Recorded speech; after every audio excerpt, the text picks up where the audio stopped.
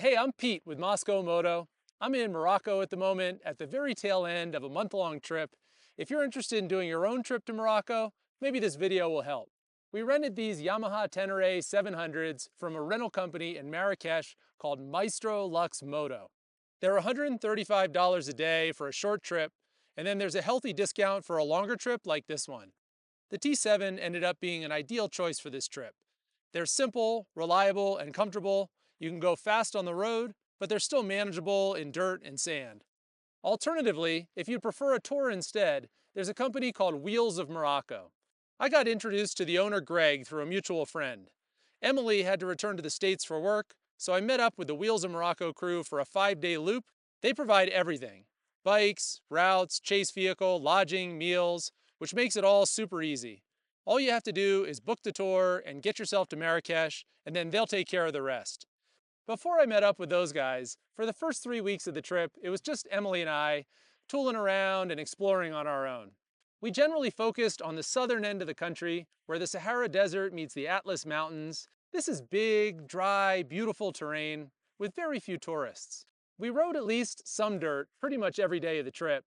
Except for a few sandy bits along the coast and the dunes, most of what we rode was pretty easy on well-packed and machine-graded tracks. I'm sure there's plenty of rougher off-road terrain available in Morocco, but that wasn't really the purpose of this trip. Morocco's infrastructure is pretty well developed, so actually a lot of roads that we thought might be dirt turned out to be paved. But the pavement is often in rough shape with big holes and sandy patches. We saw lots of police on the trip, but they always left us alone. They waved us right through checkpoints, never asked for our papers, and didn't even stop us for speeding when they had their radar guns out.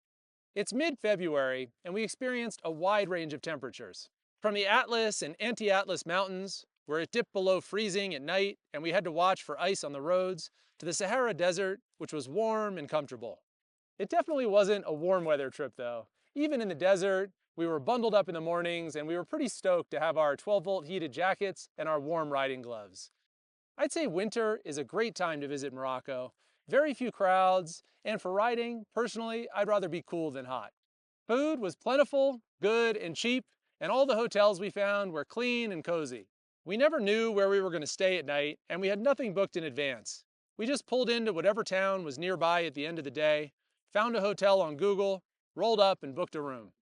Nice, clean, simple hotels were available in most towns for under 30 bucks, but we often opted for nicer rooms in the $60 to $70 range because they were in unique, old estates with lots of ambiance. Personally, I probably wouldn't bother with camping gear unless I was on a super tight budget or I wanted to explore some of the off-the-beaten-track stuff out in the desert. There's proper gas stations in most towns, and if you run out between, you can generally find bottles at a slight markup to the price at the pump. Gas runs $5 to $6 a gallon, and we never had a hard time finding it.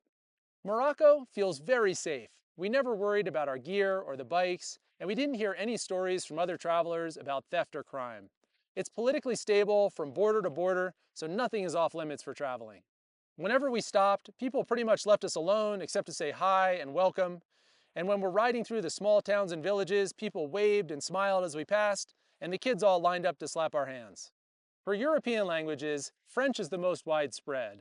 The locals communicate in their own language or in Arabic, but even with only English, we never had a hard time getting around. Many people speak at least a few English words, and you can fill in the gaps with hand gestures and Google Translate. For me personally, this was my first time visiting Northern Africa and my first time in an Arabic country. The architecture, the topography, the clothing, the culture were all super new and interesting.